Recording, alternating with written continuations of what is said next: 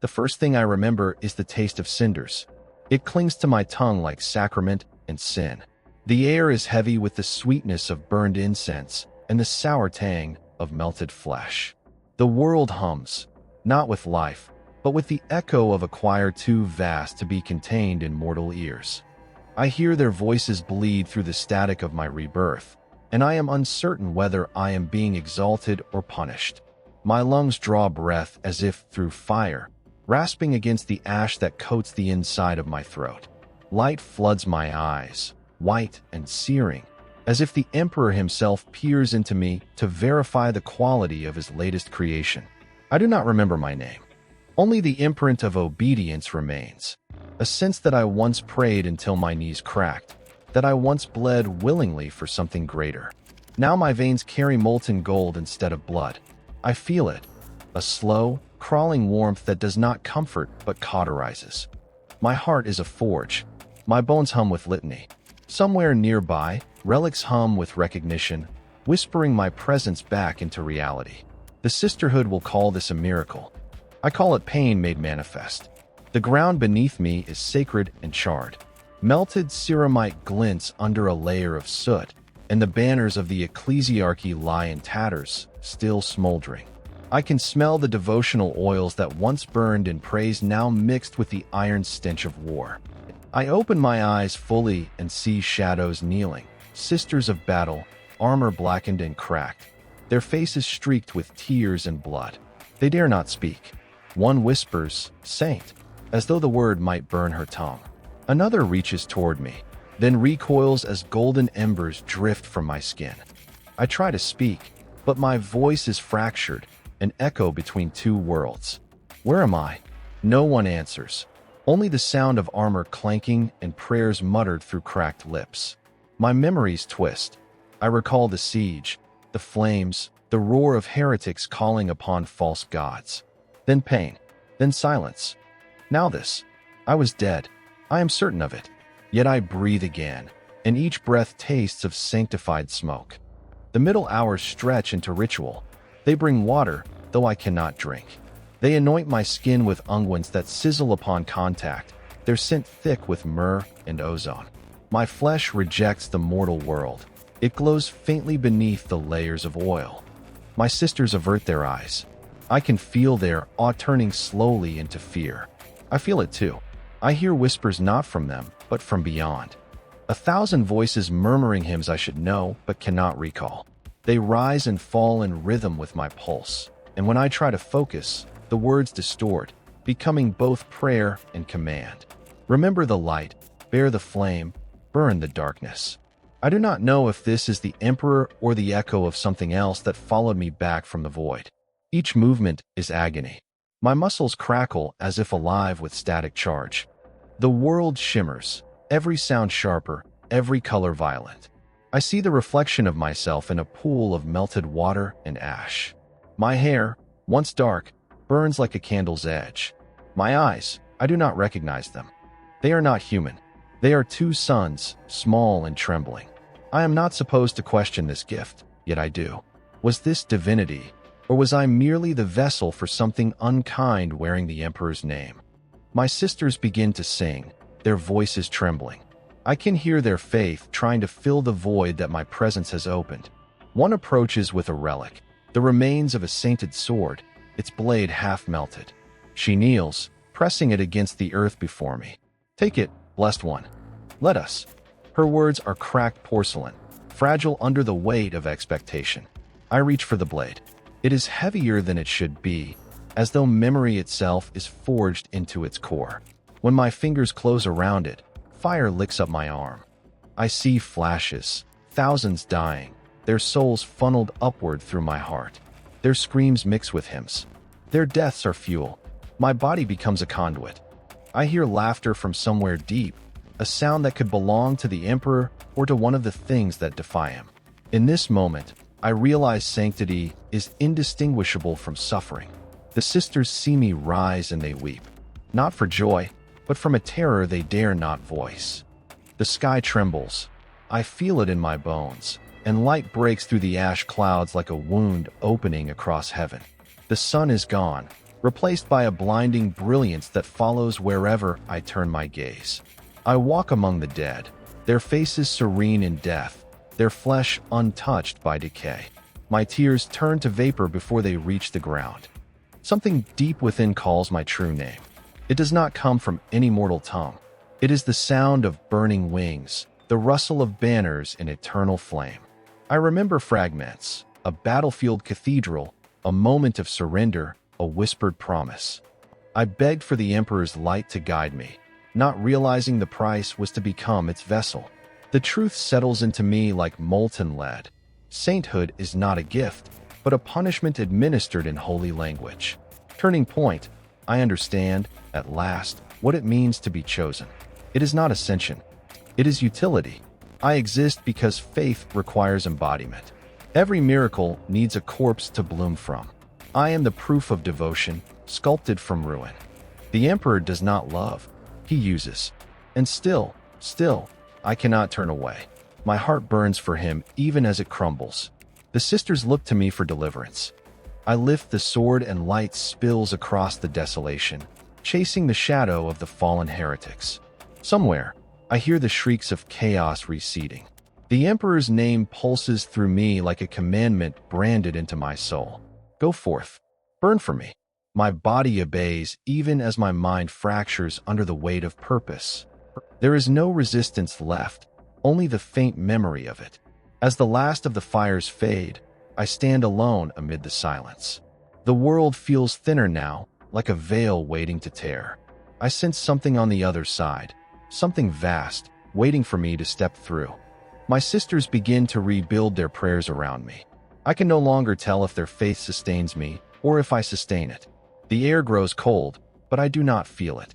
Only the faint hum of wings unseen, ready to bear me toward whatever comes next. I take a step, and the ashes shift like snow beneath sanctified feet. The world trembles in anticipation. Somewhere deep in the void, a voice whispers, "Welcome back, Saint." The dawn comes slow, reluctant, as though the sun itself fears what it will reveal. The smoke of 1,000 pyres drifts low across the ruins, sweet and thick, the air heavy with charred incense, and the perfume of devotion turned to rot. I walk through the remnants of what was once a city, or perhaps a shrine, where every wall bears the burn marks of faith tested and failed. The ashes cling to my robes, and where they touch, they glow faintly, like stars scattered in the dust. The sisters follow at a distance. I can hear their boots scrape across stone, the quiet rhythm of discipline restraining fear.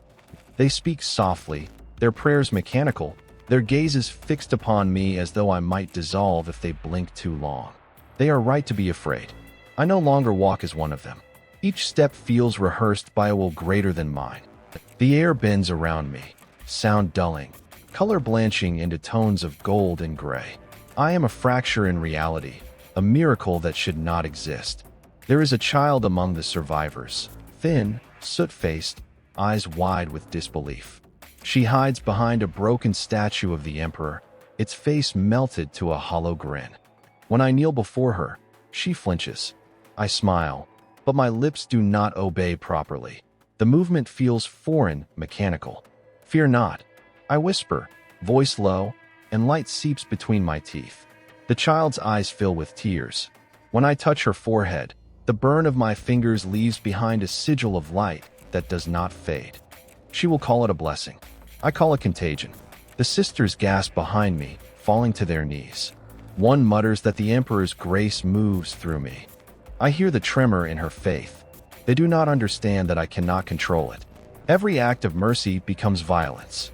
Every word of comfort warps into commandment. The child flees, glowing faintly, vanishing into the mist.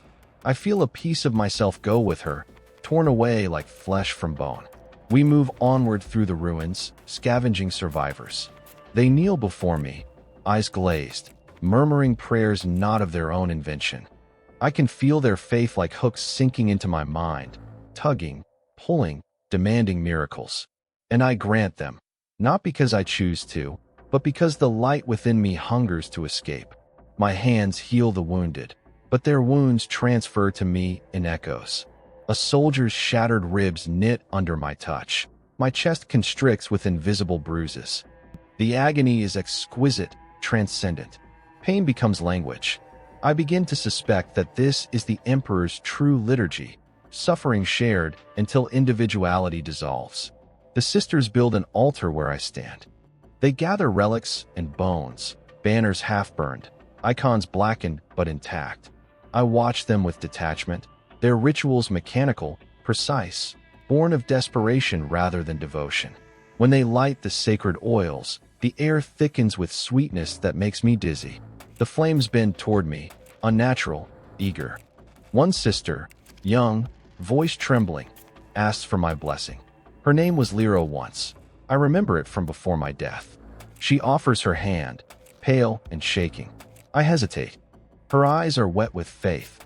"My saint," she whispers, "guide me." When I touch her, her veins glow. The light races up her arm, spreading across her chest. She gasps, not from pain but ecstasy, as if she drinks the divine directly. Then her body stiffens, her lips part in a soundless prayer, and she collapses. Her flesh cools quickly. Her eyes still shine with gold when they close. The sisters cry out. I step back, the scent of ozone thick in my nostrils. The ritual fire flickers, and I see myself reflected in it, not as I was, but as something luminous and monstrous. My skin wavers between flesh and radiance. My shadow burns brighter than the light that casts it. I want to scream, but my voice turns to him. The Emperor protects, the hymn says through my mouth, but I do not feel protected. I feel hollowed. I kneel before Lyra's body, pressing my forehead to hers, and whisper her name. There is no answer. I feel the faint stirring of wings in the air, unseen, circling. The Emperor has taken her into his light, they will say, but I know better. He has taken her into me. Her memory joins the chorus in my skull, her last prayer echoing endlessly. Guide me, guide me, guide me. The city's chapel still stands, or part of it does, a dome cracked open to the heavens. I enter alone. Dust drifts in the shafts of light, motes glowing like drifting souls. The altar is shattered, its marble veined with blood turned to crystal. I kneel among the fragments, and the echo of 1,000 whispered confessions hums in the air. I touch the altar and feel it stir. The stone breathes, warm under my palm. I realize that faith itself has form, substance, hunger. Why me? I whisper into the silence. Why this body, this pain? The answer comes as sensation, not sound. A pulse through my bones, a vibration that hums the litany of duty.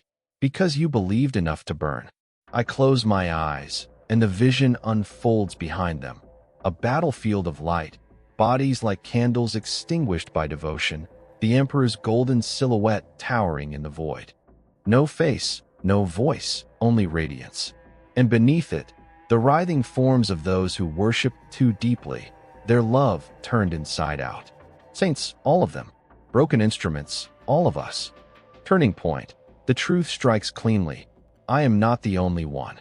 Across the Imperium, countless others flicker in and out of being, each a flare of divine combustion. The Emperor does not raise saints, he kindles torches. We burn until there is nothing left, and our ashes are scattered as scripture. I laugh then, softly, the sound brittle. The light within me responds, flaring until the chapel glows like dawn. When I emerge, the sisters fall silent. They see something different in me now, not hope, but inevitability. I lift the sword, its edge reformed by light. We march. I tell them, voice resonant, carrying command I no longer feel.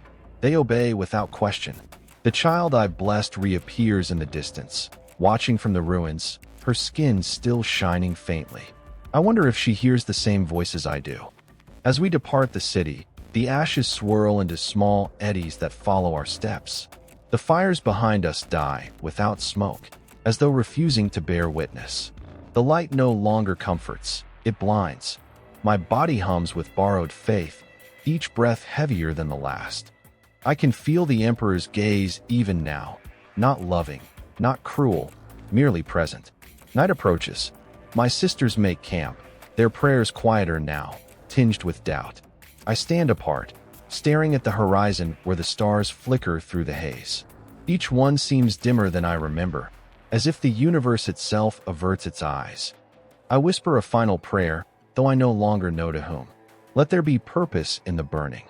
The wind answers, dry and warm, carrying the scent of incense and blood. I close my eyes, and the hum of unseen wings returns, closer now, just beyond the veil of silence. Tomorrow, I will lead them again. Tomorrow, the light will demand more. And I will give it, because I must. The air grows thinner as we ascend the black hills. Dust settles on my armor, glinting faintly in the pallid sun. The world feels stretched, its color leached to bone and brass. Every breath I take hums with static, as though the atmosphere itself resists my existence. My sisters march behind me, chanting half-remembered hymns, their voices dull and uncertain. Even their faith seems weary now, cracked and flaking like old paint. Ahead, the bastion of St. Dravian looms, or what remains of it. Once, it was a fortress monastery, its towers carved with scripture so dense that every wall was a sermon. Now it is a carcass. Its spires hang like broken ribs against the pale sky, and the bells that once called the faithful now swing soundlessly in the wind. We approach in silence, save for the crunch of ash beneath our boots. The smell hits first, a mingling of rot and sanctity. Burned oil, dried blood, sanctified incense turns sour. The wind carries faint voices, not human, not entirely divine. I pause, listening. They sound like prayers spoken backward, each syllable tearing through the air like a blade. My sisters falter behind me, sensing it too. Hold formation, I command, though my voice trembles. The light within me flickers in response to the corruption ahead. I can feel the emperors will press against me, insistent, relentless. Cleanse it, the voices murmur through my veins. Purge the hollowed sky. Inside, the bastion is a cathedral of dust. Statues of saints line the walls, their faces melted into unrecognizable shapes. Candles burn without flame, each wick emitting a faint hum that resonates in my bones. I walk among them, feeling their emptiness echo through me.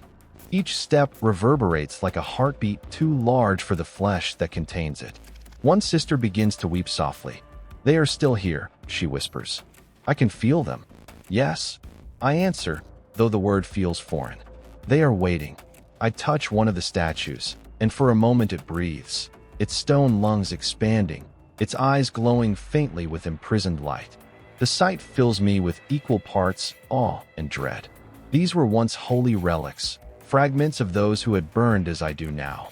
Their remnants hum in resonance with my own sanctity. The room becomes a choir, a vast, dissonant harmony of countless forgotten saints, all trapped between life and divinity. Their song is unbearable. It begins as whispering static, a sound behind thought.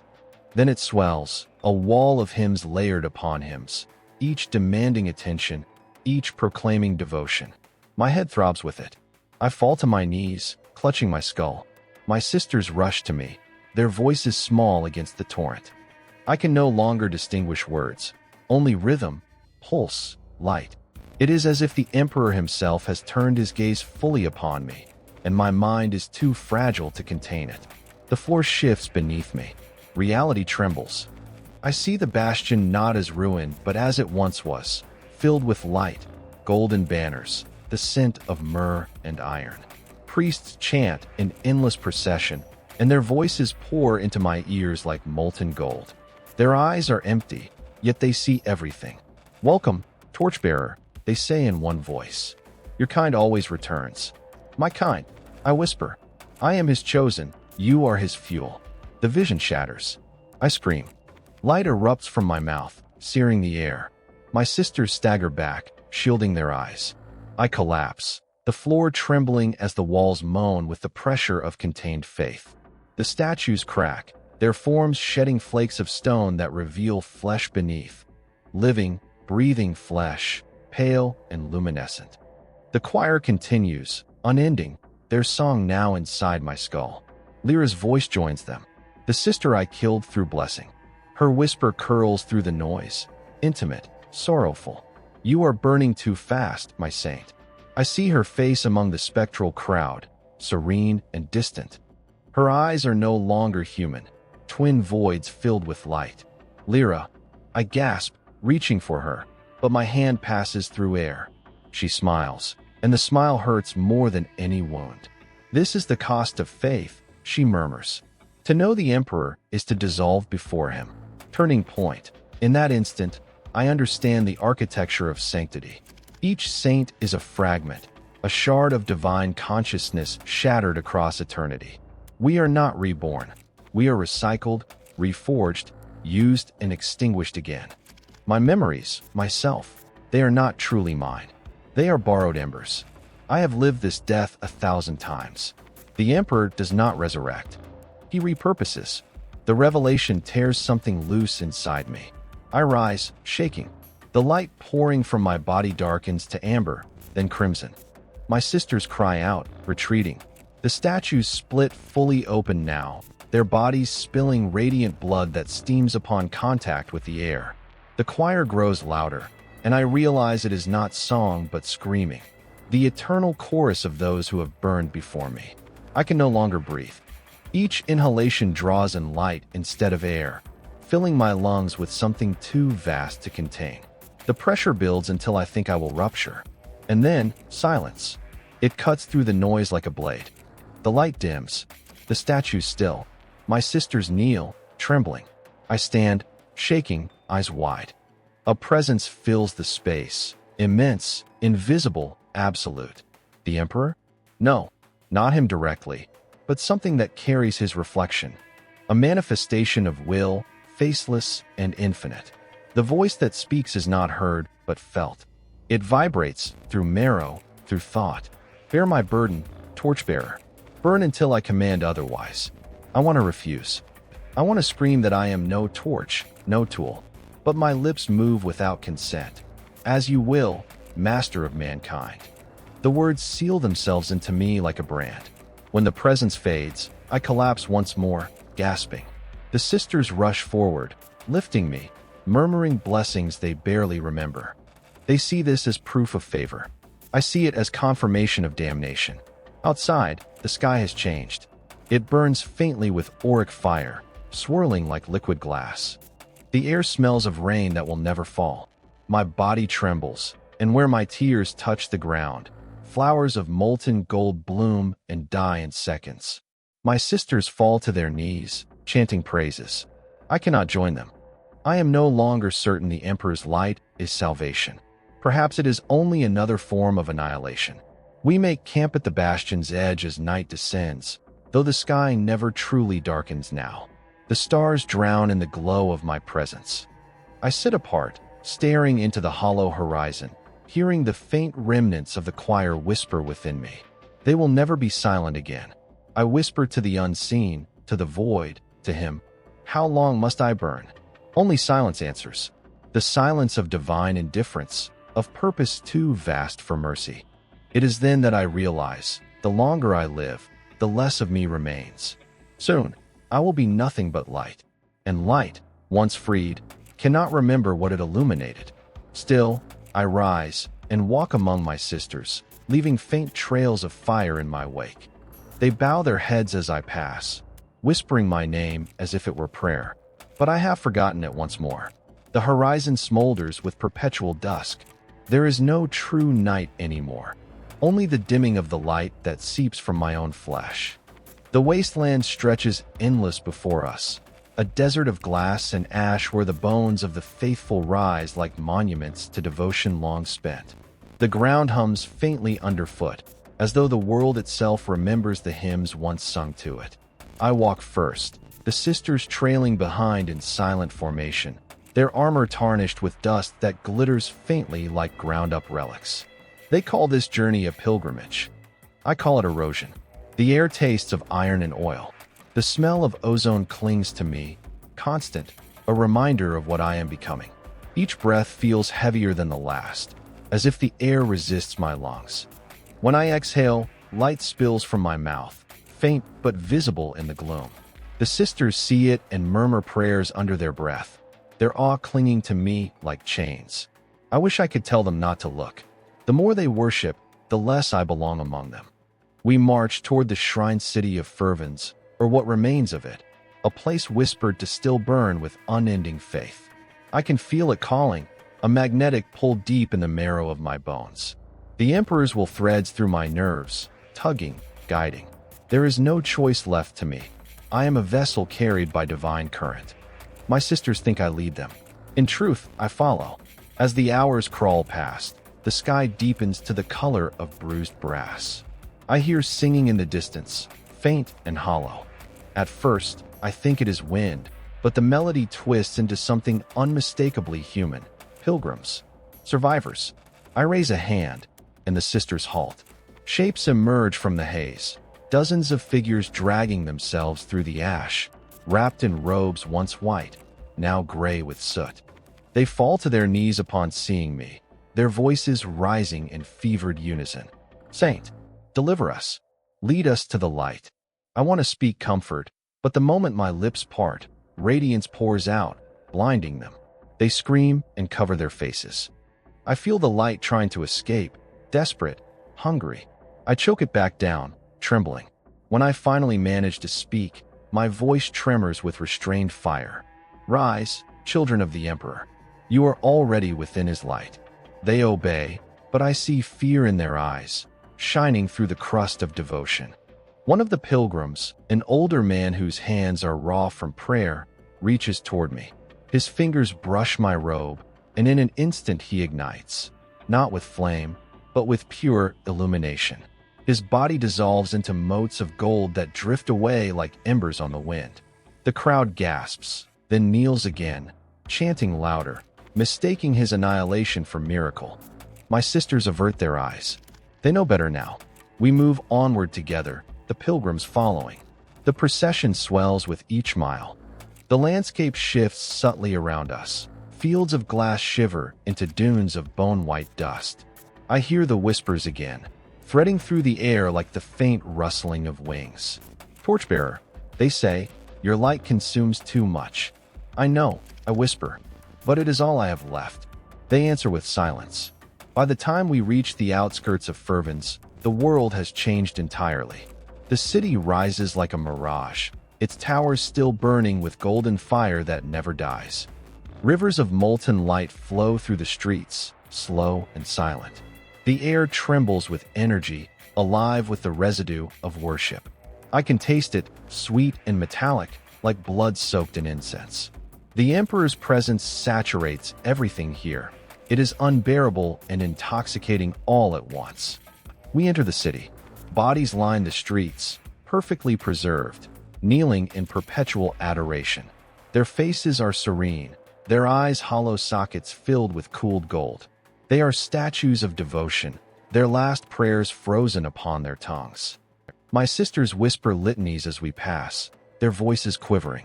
I feel the same unease. This is not sanctity. This is consumption disguised as glory. We make our way toward the central spire, a cathedral that still hums with living power. Its doors stand open, spilling light that flickers like breath. Inside, the air is thick with radiance so dense it hums in my bones. I step through, and the temperature shifts instantly, cold, yet burning. The sensation is paradox made manifest. The cathedral's walls pulse faintly, alive with scripture that writes and rewrites itself, every word drawn in lines of blood and light. At the center stands a throne. Upon it sits a figure, a saint, or what remains of one. Her body is translucent, her features smoothed by centuries of illumination.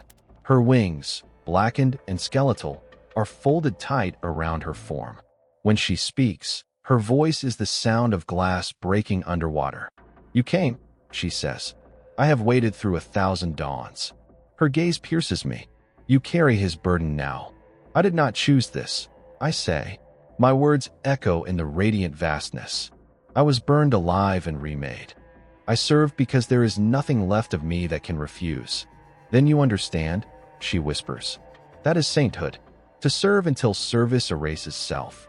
She rises, and her body fractures, shedding light like petals. He will take all of you in time. Your face will fade, Your voice will become his echo. You will be worshipped by those who fear you and forgotten by those who love you. You will become purpose, nothing more. Her words settle into me like a brand. I feel my heart slowing, my body lightening. For a moment, I believe I am ascending. Then the agony returns, raw, infinite. The Emperor's will floods through me again, and I realize this pain is eternity. Turning point. I kneel before the shattered saint. Then let it be so. If my burning sustains faith, I will burn forever. She smiles, a gesture of both pity and recognition. You already have. Her form collapses entirely, becoming pure radiance that flows into me like liquid. The impact is cataclysmic. My sisters scream as light engulfs the cathedral. The walls dissolve, the ground quakes, and the statues outside crumble to dust. When the brilliance fades, I stand alone amid the ruins, wings of golden fire spreading from my back. The pilgrims fall prostrate, unable to meet my gaze. The city itself hums in resonance with my heartbeat. I am not simply illuminated. I am illumination. My thoughts echo across the wasteland, and I can feel the Emperor's will threading through me like veins of molten gold. His silence is no longer absence. It is command. The sisters kneel, heads bowed. I can no longer distinguish one voice from another. They speak, but it all becomes him. The air vibrates with devotion, with terror, with awe. The light does not fade. It never will. And somewhere within that endless radiance, a small part of me still whispers, "Remember who you were." But I no longer can. They come from the wasteland in silence. At first, only a handful, pilgrims shuffling forward through ash and ruin, their eyes sealed shut by soot and prayer scars.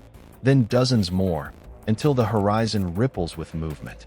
They walk without guidance, hands outstretched, drawn toward me like moths to a dying flame. Their skin glows faintly, veins etched with faint filaments of gold, the mark of faith metastasized. Each of them whispers the same phrase, rhythmic as breath, light without shadow, light without self. Their voices weave through the air, forming a dirge that makes the world feel thinner. My sisters grow uneasy, fingers tightening on their weapons. The chant has no melody, only hunger. Still, I do not tell them to stop. They follow me because the Emperor wills it, or so I must believe. To doubt that now would unravel everything. We march again. The land trembles beneath the weight of so many feet. Dust rises, turning the sky a dull red, and I taste iron in the wind. The scent of the blind pilgrims clings to me. Incense, rot, and the faint sweetness of devotion curdled into fanaticism.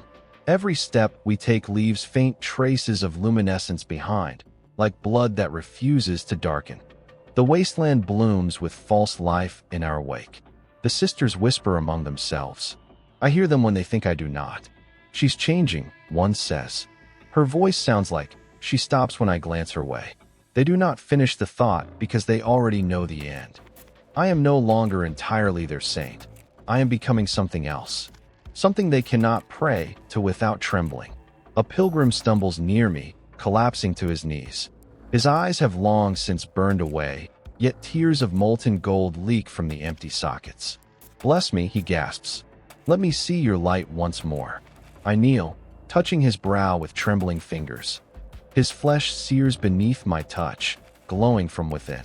He gasps, not in pain but ecstasy, and then disintegrates into dust, leaving only the echo of his breath. Around us, the crowd moans in reverence. The sisters avert their eyes. I stand, trembling. Each blessing devours a piece of me. By the time we reach the outer ruins of an old manufactorum, the procession has swollen into thousands. They chant ceaselessly, their rhythm perfect, their blindness irrelevant. They follow the sound of my heartbeat, which has become an unending hymn. The light that leaks from me reflects off the twisted metal and broken statues, painting everything in a false dawn. The manufactorum itself groans with age, its machinery fused into shapes that resemble frozen supplicants. We stop among the ruins to rest, though none of them sleep. I listen to the sound of their breathing, a single, synchronized pulse. They breathe as one. The realization chills me. My sisters look to me for command. Rest if you can, I say, though I know they will not. Faith never sleeps when it begins to rot.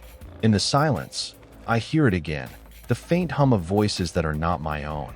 They slither through the cracks in thought, soft and intimate. Do you see what you've made? I answer the whisper in silence. I only follow his will. So did they. I turn, expecting shadows, but there are none. Only the pilgrims, kneeling in perfect rows, their faces lifted toward me. Their mouths move, yet no sound comes. Instead, the words form inside my skull, their prayers merging into a single thought that is not mine. We are your mirror. My vision blurs. The world bends. For a heartbeat, I see not people but reflections, each pilgrim an echo of my form, faces melted into the likeness of my own, their hollow eyes filled with light. My stomach twists. Stop, I whisper, and for a moment the chant falters. Then, one by one, they begin to sing again. Louder this time. The air thickens with heat. My sisters back away, their armor steaming. Saint, one calls, we must move. This place is wrong, but there is nowhere to go.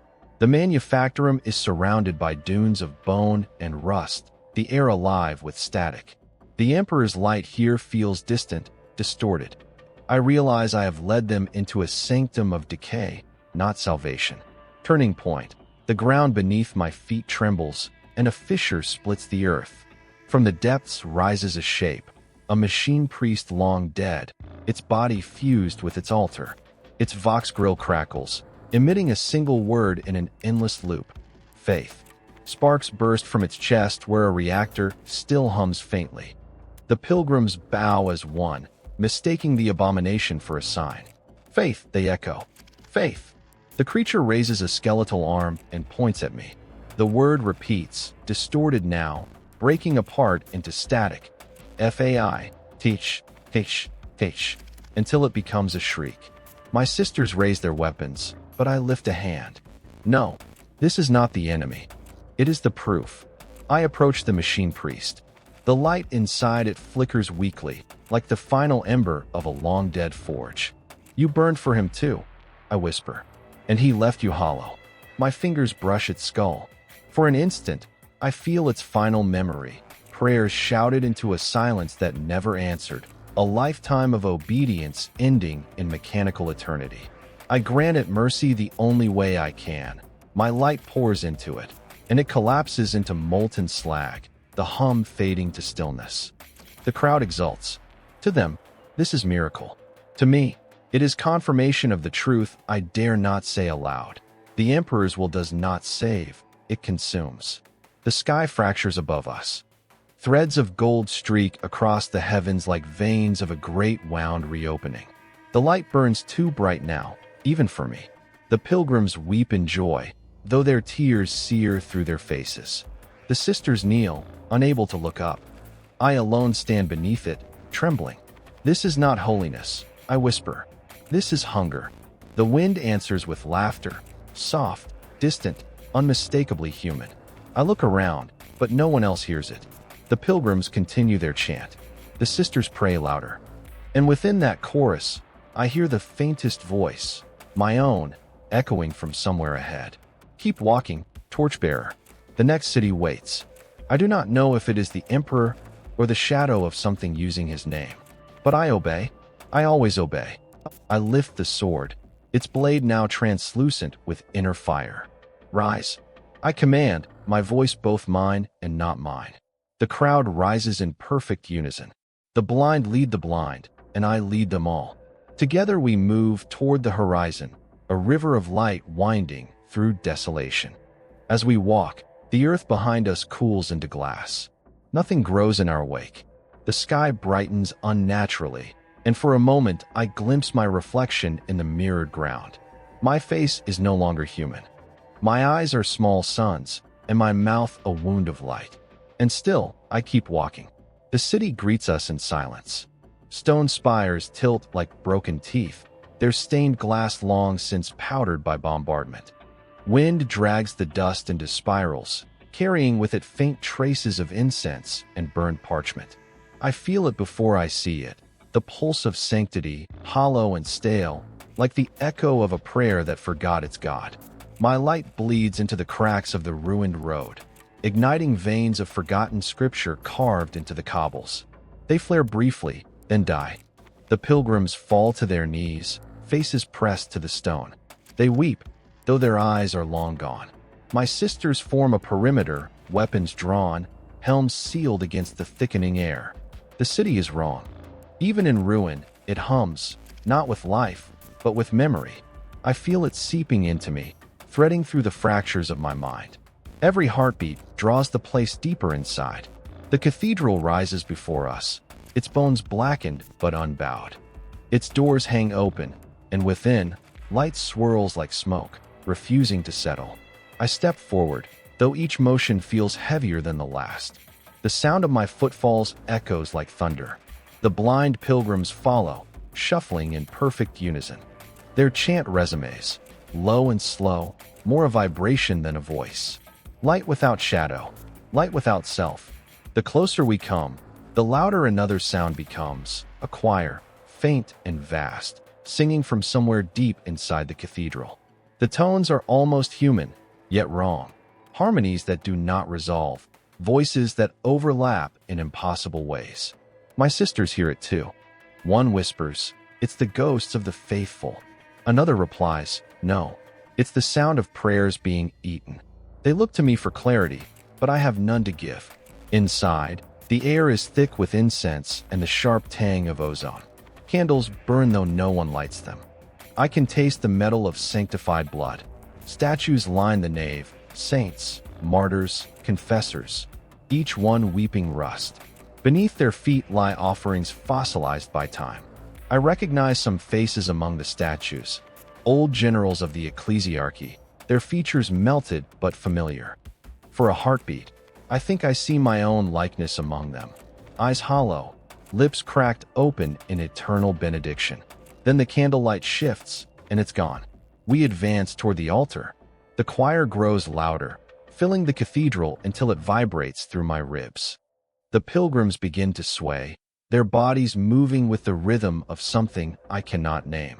My sisters shout commands, but the words are swallowed by the sound. I step onto the dais, and the choir falls silent. For a moment, there is nothing. Then, one voice speaks, not from above, but from within.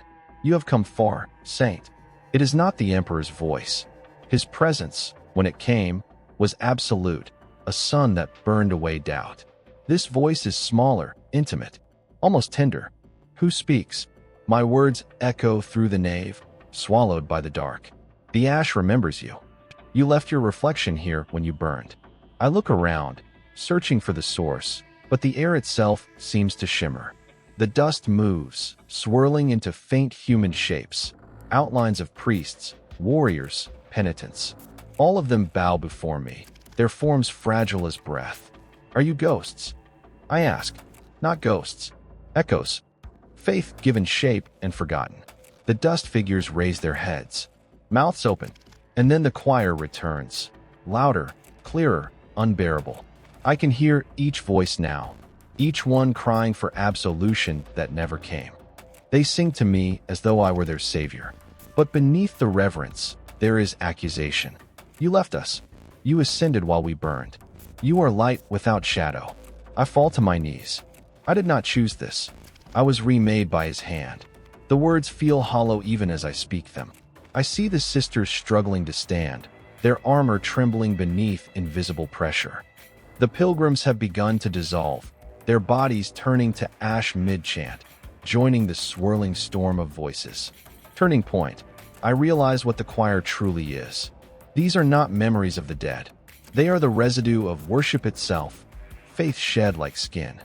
Every prayer ever offered within these walls has clung together, forming consciousness. The cathedral is alive, and it is starving. It wants me. I rise, my body trembling. You cannot have me, I whisper. You are already ours, the voices reply, for we are made from belief, and you are its vessel. They surge toward me, a storm of luminous ash. My sisters fire blindly into the whirlwind, but their bolts vanish in the haze. The sound of hymnals becomes deafening, words indistinguishable yet familiar. My name echoes through it, not the one given to me by flesh, but the one I bore in fire, Saint of Silence. The air itself bends. My vision fractures into shards of memory, the battlefield of my death, the moment of ascension, the blinding light that tore my soul apart and reassembled it wrong. I scream. My light flares uncontrollably, consuming the air, burning the choir into nothing. When the radiance fades, the cathedral is quiet again, too quiet. The pilgrims are gone. Only my sisters remain, kneeling, armor scorched black. One looks up at me. Saint, what have you done? I look at my hands. They glow faintly, veins of gold pulsing beneath translucent flesh. My voice cracks as I answer. I've silenced faith itself. The realization chills me. The ash on the floor begins to settle, forming faint words in the dust, not written by hand, but by the will of the cathedral itself. Every miracle demands a corpse. I step back. The letters crumble, but the meaning stays, etched in thought. My sisters rise, their eyes uncertain. None of them speak. They can sense it too. Something has shifted. The Emperor's light, once warm within me, feels cold now, metallic and remote. As if he too is watching from a distance he no longer wishes to cross. Outside, thunder rolls. The city trembles. The echo of the choir lingers, faint but endless, and I know it will follow me wherever I go. Faith cannot be killed, it only changes form. I turn to the sisters. Gather what remains. We leave this place before it remembers us again. As we march out through the shattered doors, I glance back once more at the cathedral. For an instant, I see movement in the highest window, a figure made of light, kneeling in prayer. It looks exactly like me. Then the window collapses into dust. We move onward into the dusk, the wind carrying faint notes of the choir. The light above us flickers like a candle about to die, and I feel something new stirring inside. Not devotion, but defiance. The kind of heresy only the holy can understand. And still, I keep walking. The valley opens before us like a wound in the world. Blackened earth stretches for leagues, cracked and veined with rivers of congealed light that smell faintly of sulfur and iron. The wind carries whispers, not prayers, not curses, but fragments of both, snagging on my mind and pulling threads loose. My light pulses against them, resisting yet feeding them, a tether I cannot sever. The pilgrims follow, countless, moving as one organism. Their chanting is muted now, almost subconscious, a rhythm I can feel in the marrow of my bones. Their bodies shine faintly in my wake, as if the light inside me has embedded itself into their flesh. My sisters march at my flanks, eyes vigilant, hands trembling on weapons that feel weightless and fragile in this realm. The valley itself resists us. Stones shift beneath our feet. The ground sighs, contracting with every step I take. I taste ash on my tongue and the acrid tang of ozone in my throat. This place remembers what we are before we arrive. I walk at the center of it all, feeling the pull of the choir of ashes still echoing in my mind. Their song is less a voice now, more a presence, a tide that pulls at the edges of thought. I hear Lyra's whisper again, layered atop countless others. You are burning too fast. You will leave nothing behind. I close my eyes briefly. The world tilts, the horizon spinning. Memories, half remembered, rise unbidden. The battlefield of my death, the light that tore through me, the molten streets of fervence, the cathedral's choir of ash. Each memory hums with residual devotion, each one feeding into the chorus that now dwells inside me. My heartbeat echoes like a drum of steel against the valley walls. One of the pilgrims collapses, convulsing in silent ecstasy. I approach, hand outstretched. My touch ignites his veins in gold, a cascade of light running beneath his skin. The convulsion ceases. His chest rises, slow and deliberate. He looks at me, eyes unseeing yet full of trust. Saint, deliver us, he whispers. I do not answer. I cannot. Every word I might speak becomes a sermon of flame, and I am not ready to burn another soul so carelessly. My sisters see the exchange, and one, Lyra's younger sister, if I remember correctly, asks, Will you? Will you save us all? Her voice trembles like a candle flame in a storm. I hesitate. Salvation is a lie. Preservation is a lie. Only consumption and light remain. Yet they kneel before me, and the weight of expectation presses against my skull. I lift my hand, and the valley responds. Stone quakes.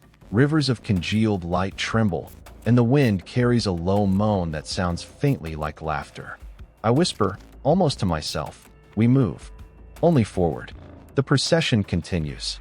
Shadows shift unnaturally along the cliffs. Whispers wrap themselves around my mind. I feel something stir in the darkness, a reflection of myself, not flesh but radiance, mirrored in every shadowed crevice. You are hollow, it says. You are the litany made flesh. Turning point. I recognize the truth. Each step I take, each soul I touch, leaves a residue of me behind. My being fragments into pieces, feeding into the faith that follows me. I am a saint, but not in the sense the sisters believe. I am a vessel, a conduit, a living echo of devotion itself. My light sustains others, but at a cost. I fade with every blessing, every act of grace. The wind picks up, carrying voices from beyond the valley. They call my name, distorted and overlapping, a symphony of expectation and accusation. My knees buckle, but I do not fall. I place both hands on the hilt of my sword, the weapon no longer steel but a channel for the luminescence within me. It hums, resonating with the valley, with the pilgrims, with my fractured consciousness. I sense a presence behind me. One of my sisters, older, eyes wide with terror, reaches out. Saint, it's watching us. I do not turn. I already feel it, a cold gravity in the air, a force that bends light and thought alike. I know this presence is not entirely mortal, not entirely divine. It is faith in its rawest form, hungry, unbound, infinite. Then let it see. I whisper, and the words feel like both curse and benediction. The light in my chest flares, spilling over, suffusing the valley with an unnatural brilliance. The shadows shudder and retreat. The valley's hum rises to a crescendo, and I feel every fragment of my mind, every echo of my soul, vibrating in resonance. I am the litany. I am the hollow echo made real. And I am alone. The pilgrims press forward, unknowing of the danger that shadows their path. They follow instinct and faith, both intertwined, both dangerous. I walk among them, a living conduit, my body burning softly, a beacon against the dark. My sisters clutch their weapons, eyes filled with a mixture of awe and fear. I do not stop them from following. I cannot. This is the path they have chosen, the path I embody. Night falls unnaturally, a darkness tinged with gold and ash. The sky is a mirror, reflecting the light of my being, fracturing into thousands of shards.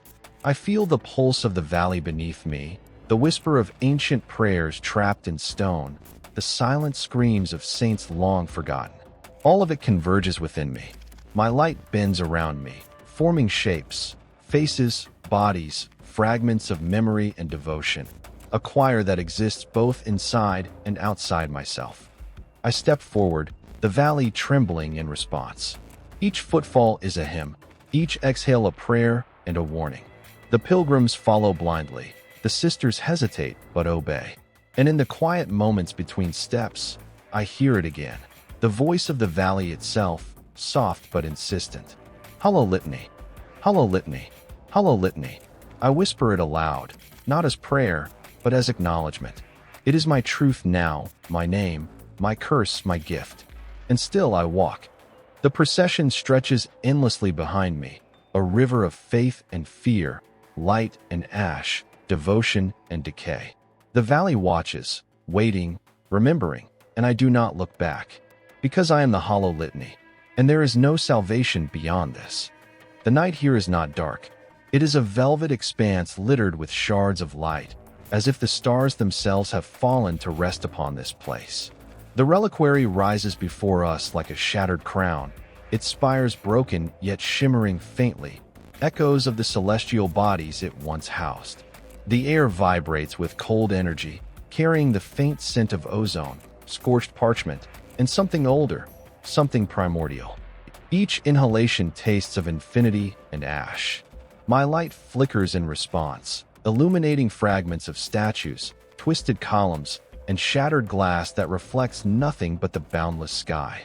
The pilgrims follow, countless and silent, their bodies gleaming faintly with my residual radiance. They do not speak, for there is nothing to say. Their blind devotion has become instinctual, their chants a single rhythm that pulses in tandem with the beating of my own heart.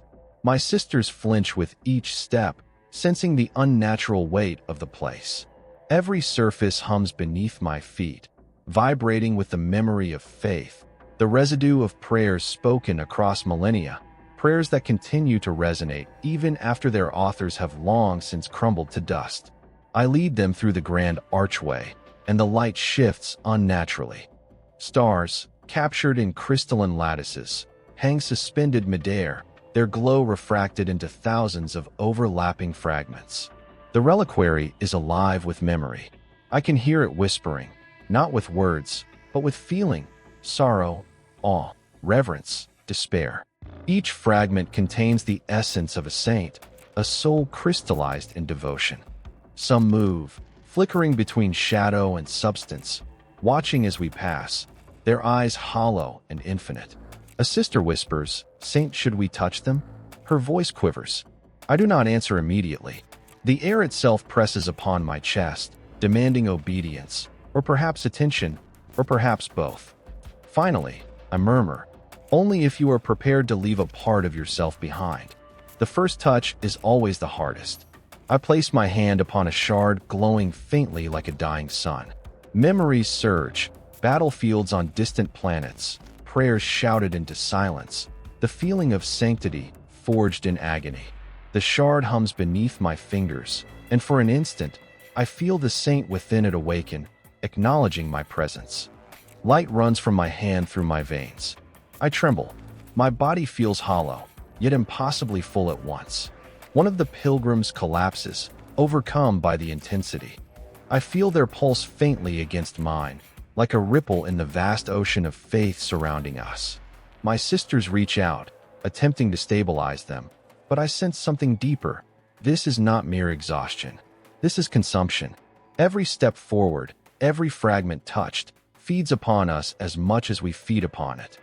The reliquary is a crucible, and we are the metal that bends to its heat. The choir begins to stir again. Not voices this time, but resonance.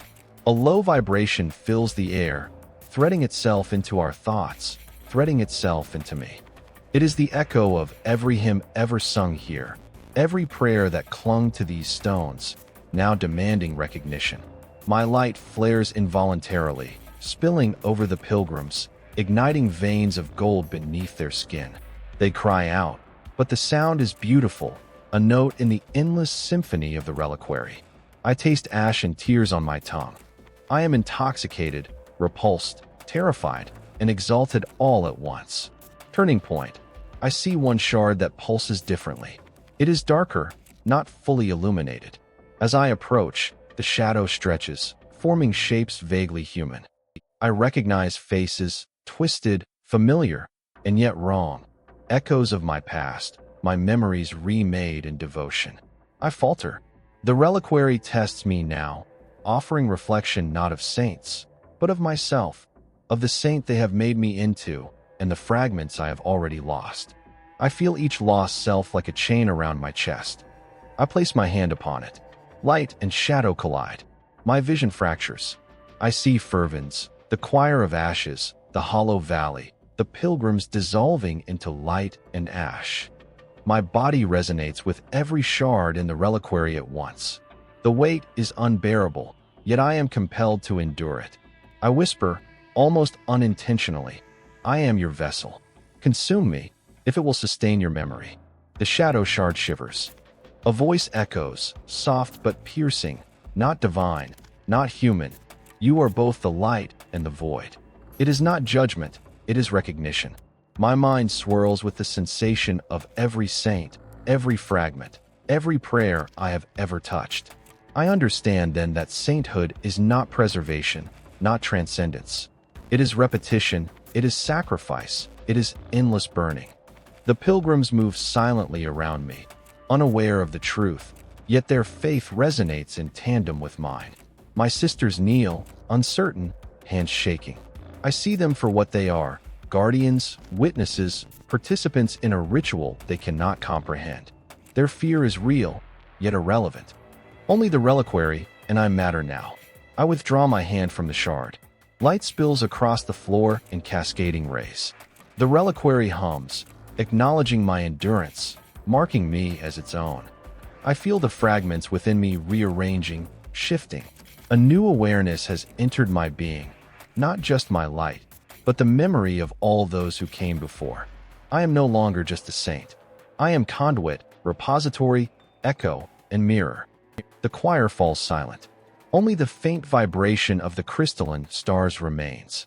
I look at my sisters, at the pilgrims. My voice, when it emerges, carries both command and confession. We leave. Remember that this place consumes all who enter. Walk with care and leave nothing behind that you value. As we step toward the exit, I glance back. The reliquary pulses faintly, a heart beating slowly, waiting, watching. Somewhere deep within, I hear a whisper. You have earned this burden until the next. Outside, the sky is blackened brass again, punctuated by fallen starlight.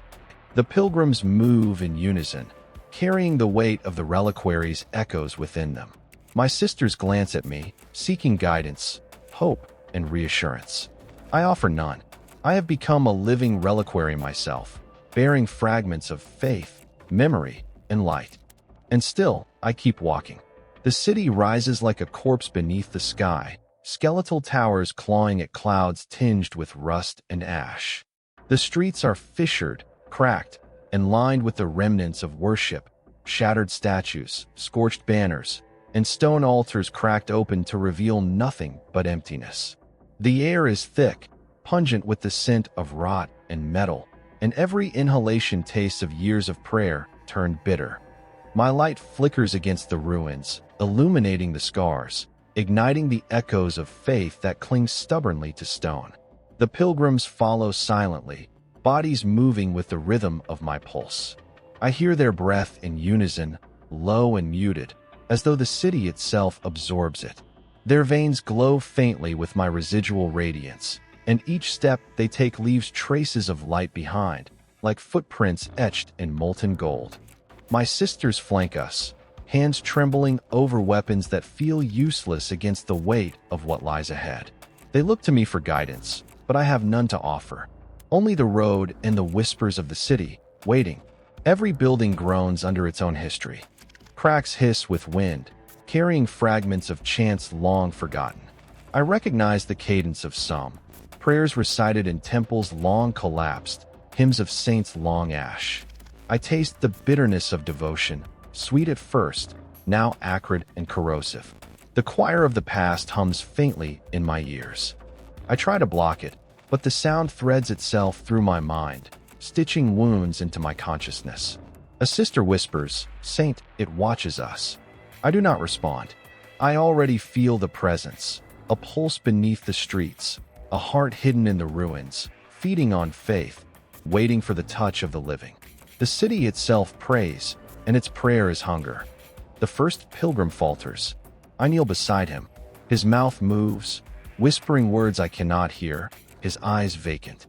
My hand brushes his brow, and I feel the ember of his devotion ignite, running through his veins like wildfire.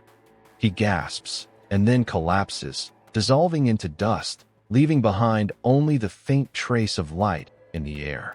Around me, the procession hesitates, but I lift my hand, and they move again. Every blessing consumes me a little more. Turning point. We arrive at a square where the ground is split open, revealing a cavern beneath. From it rises the faint glow of saints long dead, their forms writhing between flesh and memory. I see myself reflected in their eyes, fractured and burning. The city exhales around me, and I realize the truth.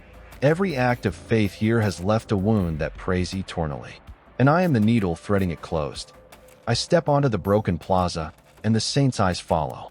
Their whispers merge into a choir of accusation and longing. You burn too fast. You leave nothing behind. You are the light that devours. I feel the weight of every past saint I have touched, every fragment of devotion I have carried, pressing against my ribs. I cannot run. There is nowhere to hide. To stop now would undo everything. To continue is to fade entirely. The pilgrims kneel, sensing the tension. My sisters hesitate, but I see in their eyes that they already know the cost. I whisper to the empty streets, "Guide us, if you can." The response is a pulse beneath my feet, a heartbeat that is not mine but belongs to the city itself. It is hungry. It is infinite. I feel it probing, testing my resolve. I raise my hands, letting the light within me spill outward. The streets ignite with radiance, revealing the true architecture of pain and devotion. Statues twist into new forms. Their faces melt into reflections of every soul who has ever knelt here. The city prays through them, through the dust, through me. Every step I take reverberates in the stone, echoing across centuries. I am the instrument. I am the conduit. I am the wound. The air shimmers. The pilgrims stir. I see one of my sisters fall to her knees, hands clutching her chest as tears of molten gold streak her face. I reach toward her, but she recoils. "I am not yours," she whispers. "You are something else." The truth stings. I am no longer entirely human. I am the embodiment of faith's hunger, a living flame devouring myself to feed others. The light in my veins pulses faster, hotter. I fear I may combust entirely. And yet I press on. The cavern below calls. Whispers of saints echo from the abyss, calling for recognition, for solace, for annihilation. I descend, the procession following. Each step dissolves a fragment of me into the earth. The city watches, the wounds praying, the echoes of every devotion rising into the light that flows through me. The pilgrims murmur prayers, their voices threading through mine. I feel them, connected and consumed, a network of fragile devotion bending to my will. The hollow heart of the city lies before me, a cathedral carved from living stone, veins of light running through its walls, feeding every fracture with energy. Saints, both spectral and crystalline, bow within. I sense my reflection everywhere, multiplied and burning. The choir returns, not human, not divine, but a combination of all that is prayed here. Their song is unbearable, yet I understand it. Every note is a fragment of my journey, every echo a step I have taken toward this point. I am the melody, the discord, and the silence between. I raise my sword. Light spills outward, mingling with the city's heartbeat. Dust rises, twisting into forms of saints, martyrs, and broken worshippers. They speak without words, whispering truths I cannot fully comprehend. I realize then, sainthood is not preservation. It is erosion. It is giving oneself to the edifice of faith until nothing remains. I have become both sanctuary and sacrament, wound and salve, light and void. As we ascend from the cavern, the city seems to sigh. The scars, the broken spires, the hollow statues, all of it pulses faintly, acknowledging my passage.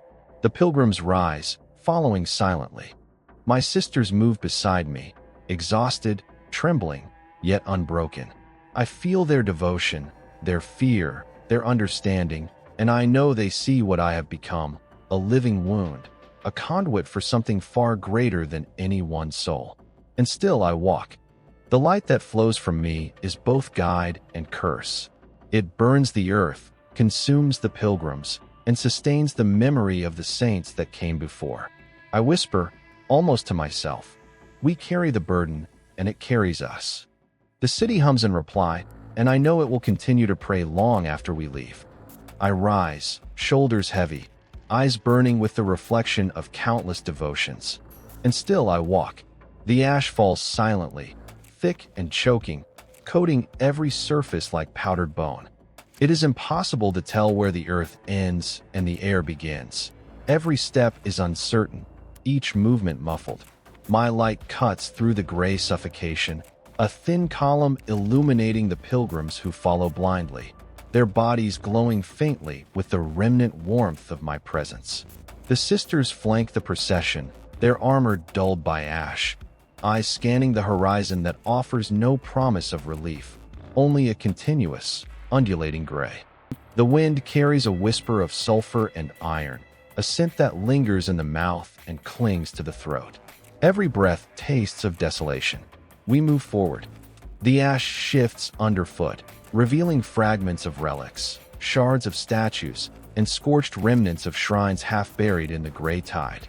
Some fragments catch my light and burn briefly, illuminating faces in their reflections, saints, sinners, and pilgrims long dead.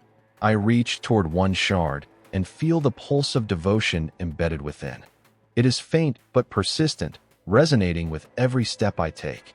The echo of countless prayers vibrates through my body. I realize this is the first test of the Ashen Veil, to measure the resilience of faith against decay. One of the pilgrims collapses, coughing ash through lungs that burn and ache. I touch him. My light courses through his veins, steadying him. The sensation is exquisite, an infusion of warmth into frozen despair, yet it exacts a toll. A part of me fades with every blessing. My heart quickens as if trying to escape my chest, my ribs tight with the strain of sustaining hundreds of lives. The sisters glance at me, understanding now. The saint is not merely leading them. She is binding herself to their devotion, and in doing so, is becoming less than human. The wind rises. Whispers thread through the ash, unintelligible at first, then forming phrases in voices both familiar and alien. You walk too fast. You give too much.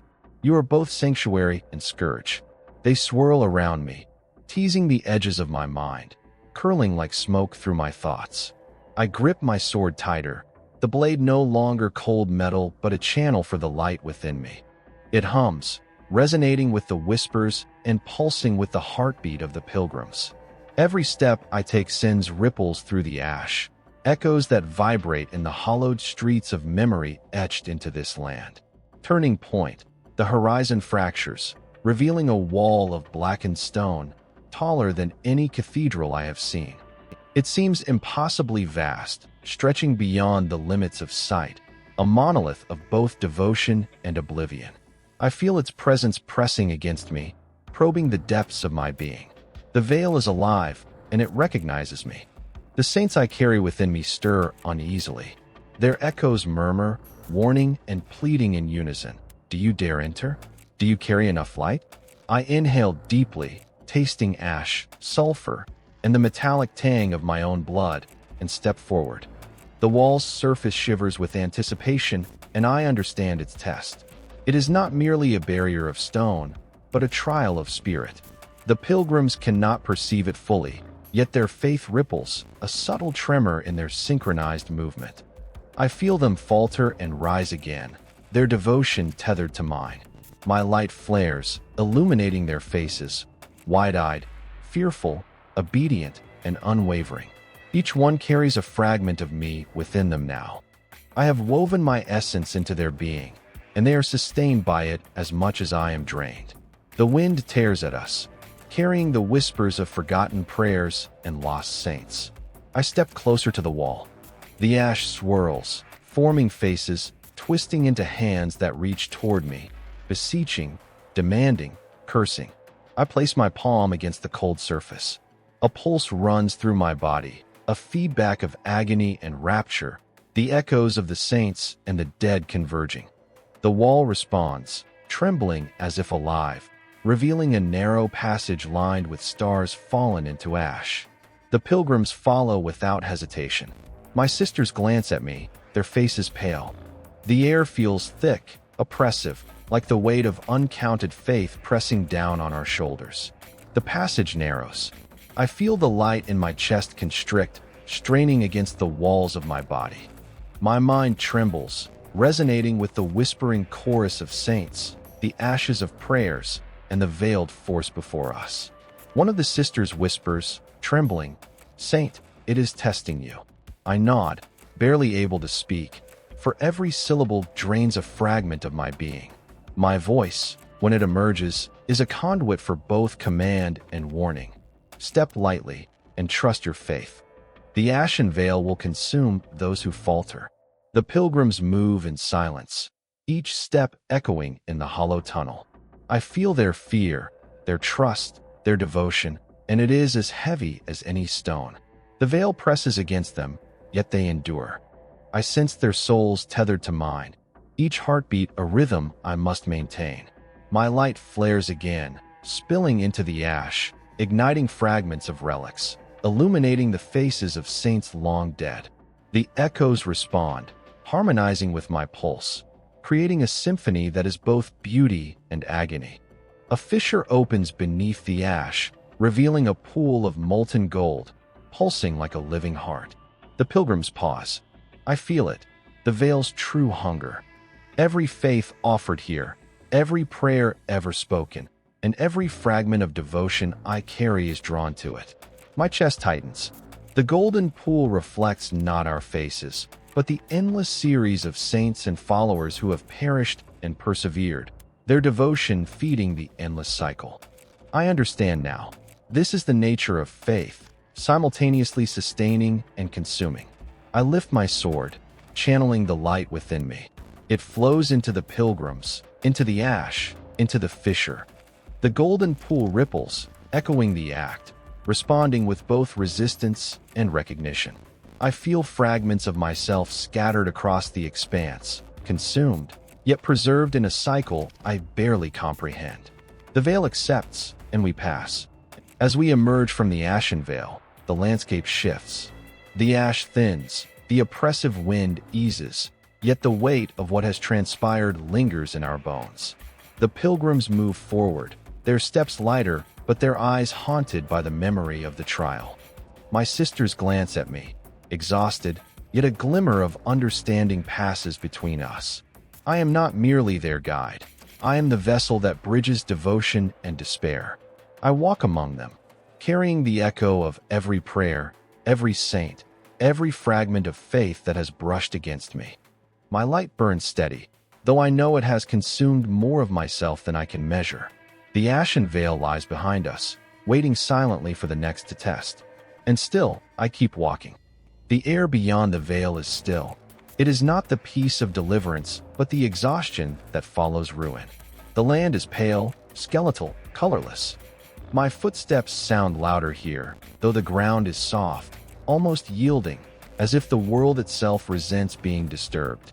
The pilgrims follow, a procession of shadows limned in faint gold. The sisters no longer look at me directly. Their armor hangs heavier on their shoulders, dulled not by ash now, but by despair. The horizon burns with a false dawn, a thin orange line that never grows brighter, as if light has forgotten how to rise. Ahead lies the hollow cathedral. It is built not of stone, but of space. Its walls are defined by absence, its windows by void. I can see the stars through its broken arches, yet no light passes through them. I feel the pull of it deep in my chest. This place has no heartbeat, no echo, and yet it calls to me as if it remembers my name. Every instinct urges me to turn away. Instead, I walk forward. The entrance yawns before us, a wound in reality. The pilgrims hesitate, whispering prayers that vanish soundlessly. I step inside. The silence is immediate and absolute, not the absence of sound, but the negation of it. My own breath becomes foreign, my pulse an intrusion. Even my light dims, struggling to hold form. I feel it flicker along my veins, thin and unsteady, as if embarrassed by its own existence. The walls, if they can be called that, shimmer faintly, folding inward and outward at once. This is not a place built by hands. It is an idea given form, the shape of loss worshipped into permanence. My sisters enter behind me. One falls to her knees almost immediately, clutching at her chest. Her lips move, but no sound emerges. I touch her shoulder. Her body trembles under my hand. She looks up, eyes wide with terror. I mouth words she cannot hear. Faith endures, but I am not sure I believe it. When I remove my hand, a faint afterimage of my light remains on her armor, not gold, but a dull, dying red. We proceed deeper. Statues line the path, carved from translucent material that traps light rather than reflects it. They are faceless, featureless, the silhouettes of saints stripped of identity. I recognize one of them, or think I do. The shape is familiar, the curve of the shoulder, the tilt of the head. It is my own likeness, reduced to absence. I reach out, and the surface ripples beneath my fingers, swallowing the touch, erasing the impression instantly. I whisper, I am not yet gone, but the walls do not acknowledge me. The pilgrims scatter through the hall, their movements mechanical, trance-like. They kneel at invisible altars, praying to spaces where idols should have stood. Their words evaporate before forming, yet the intensity of their devotion fills the emptiness like a pressure behind my eyes.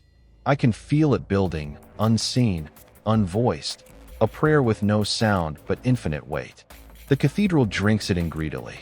My stomach twists with unease. This is not worship, it is consumption. Turning point. I reach the altar at the heart of the hall. There is nothing upon it, no relic, no icon. Only a depression in the shape of a man's form, arms outstretched, palms upturned, awaiting offering. The realization chills me. This is not an altar to the emperor. It is a mold awaiting a god. My knees weaken. I understand then why my light falters here. It is not being resisted. It is being replaced. The floor beneath me trembles. The pilgrims' silent prayers merge, creating a low vibration that rattles through my bones. The void within the altar stirs. I feel it tug at me, gently at first, then with hunger. My light spills forward, drawn like a tide toward the hollow. I try to resist, but the pull intensifies, a craving that feels disturbingly like desire. The silence becomes unbearable, pressing into my skull until I want to scream, but no sound escapes. The cathedral will not allow it. A thought pierces the haze. If the emperor's light cannot reach this place, whose light sustains me? The question coils in my mind, venomous and liberating. My power thrums, alien in its familiarity. It does not feel bestowed. It feels born. Every miracle I have wrought, every blessing I have granted, every pilgrim I have resurrected, were they acts of faith or acts of will? The realization claws at my sanity. I fall to my knees, trembling, my hands clutching the empty air above the altar. The hollow beneath it pulses in rhythm with my heartbeat. The cathedral answers my doubt. The walls bend inward, the void thickening, taking shape. From the center of the altar rises a figure made of shadow and faint starlight, its form fluid, its edges undefined. It has no face, yet I know it looks at me. I hear its voice, not with ears but within my mind. You filled the silence. You made light where there was none. That is creation, not worship. I want to deny it. I want to scream that I serve the emperor, that I am his vessel, his chosen. But the truth reverberates in me like a second pulse. My light flares, not gold, but white, raw and blinding. The pilgrims collapse under its intensity. My sisters shield their eyes. The shadow figure smiles without a mouth. See, it whispers. The hollow prays to you now. The weight of that blasphemy crushes me. I fall forward, my palms striking the cold surface of the altar. The void beneath it ripples, accepting the touch. For an instant, I feel everything. Every saint's memory, every prayer ever uttered in this place. Every echo of faith turned inward. It is beautiful. It is unbearable. My body convulses. I see the emperor's golden light flicker and fade, replaced by the reflection of my own radiance, self-sustaining and monstrous. When the light finally subsides, the cathedral is darker than before. The pilgrims lie prostrate, motionless but breathing. My sisters stand, wary, their faces pale. I rise slowly. My light returns, dim but steady. It feels different now, colder, cleaner, untouched by divinity. The silence no longer oppresses me. It waits. It listens. It belongs to me. I speak, and for the first time, the cathedral answers with sound. We continue. I say, my voice hollow yet commanding. The emperor's work endures. The words taste false, but they steady the pilgrims. They rise, eyes vacant but faithful. The sisters exchange glances, but do not question. They cannot. I have become the voice of their purpose, even if I no longer know whose purpose I serve. We leave the hollow cathedral. Behind us, the void hums softly, content. The false dawn still burns on the horizon, unchanged, unrisen. I do not look back. My light guides us forward, not golden, not divine, but mine alone. And still I walk. The descent begins in silence. The ground opens before us like a mouth, swallowing light and breath alike. I lead the way, my illumination seeping into stone that drinks it hungrily, dimming it with every step. The walls are carved with script so fine it shimmers like veins of silver. Each line bears a name, etched into eternity. The air is dry and stale, heavy with the scent of dust, oil, and the faint sweetness of decay. It feels like breathing the remnants of faith itself. The pilgrims shuffle behind me, their murmured prayers little more than vibrations in the stale air.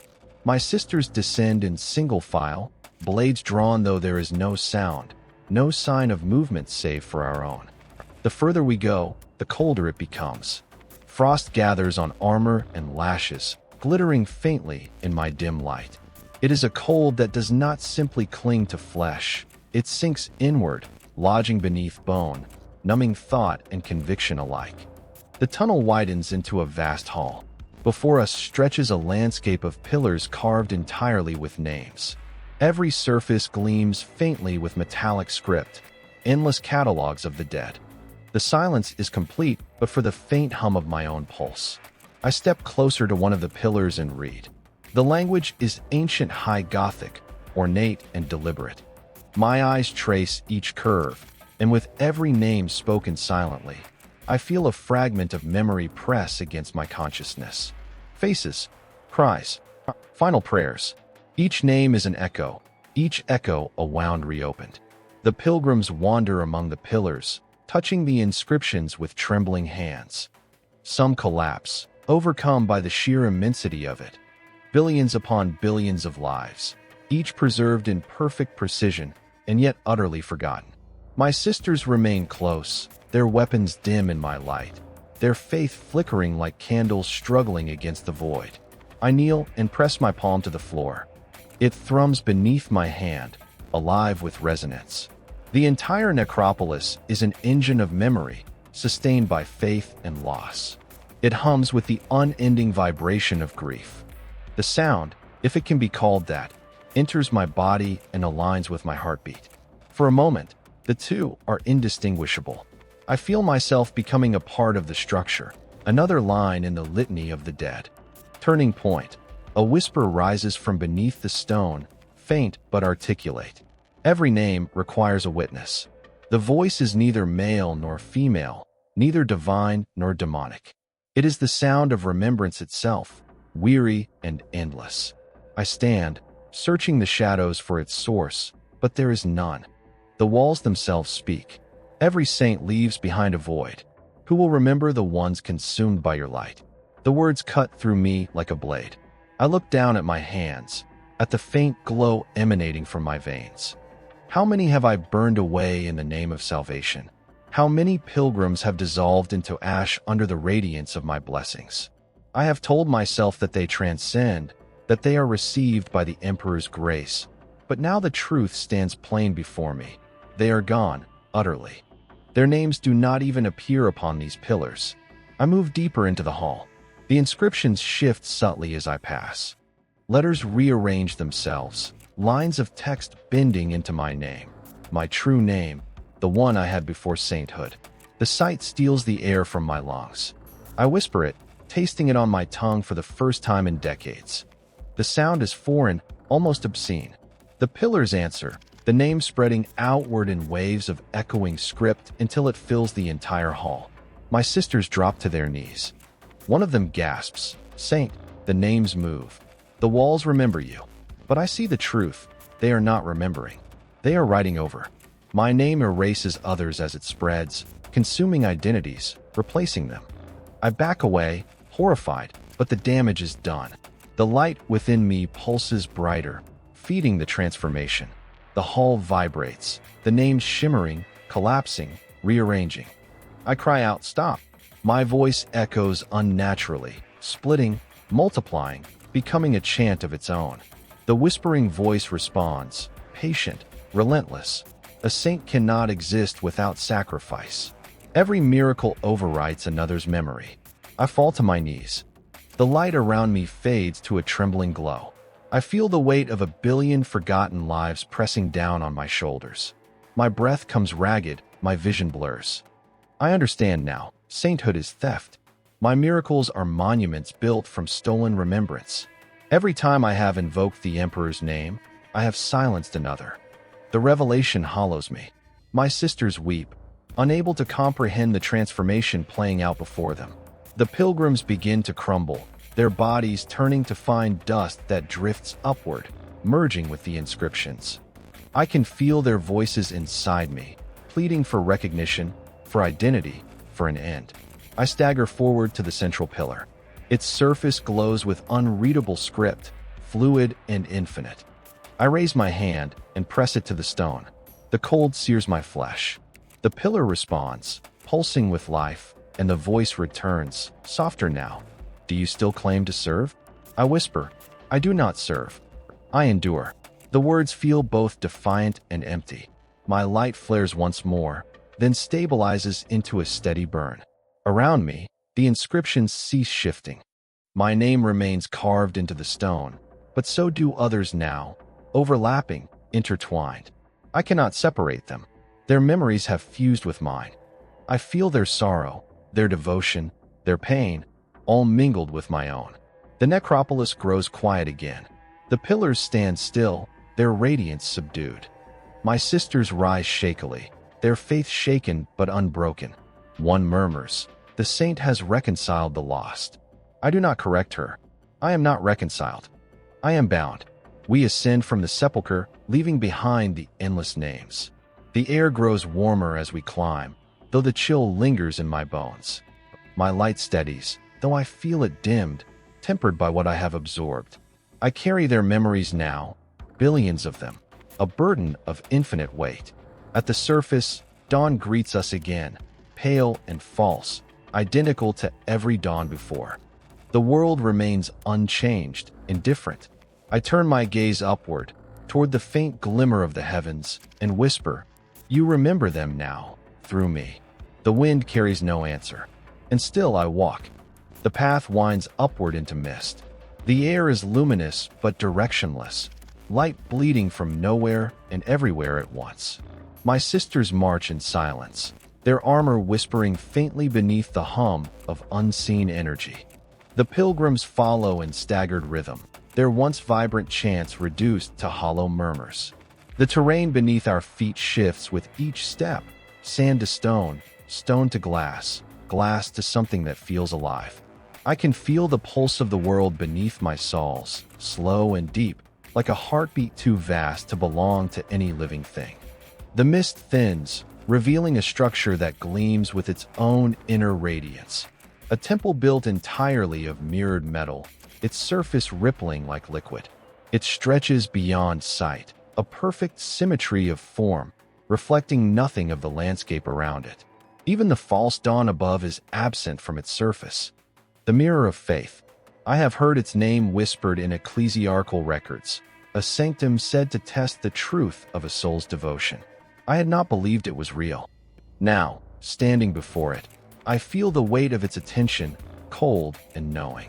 The doors open without sound. Inside, there is no ceiling, no floor, only reflection. I see infinite versions of myself, each one slightly different.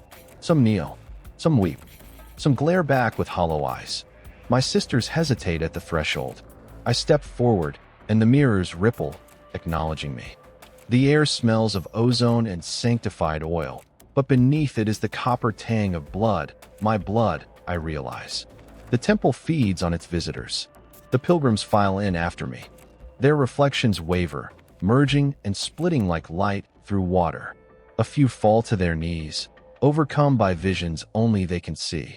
Their bodies convulse as their faith is made visible, wounds opening, scars forming, eyes glowing faintly with inner fire. I can feel their pain as if it were my own. Every reflection of me reacts to them, mirroring their devotion, feeding upon it. One of the sisters, her voice trembling, asks, "What does it show you, Saint?" I do not answer. The mirrors before me are shifting, condensing into a single reflection. My face stares back, but it is not mine.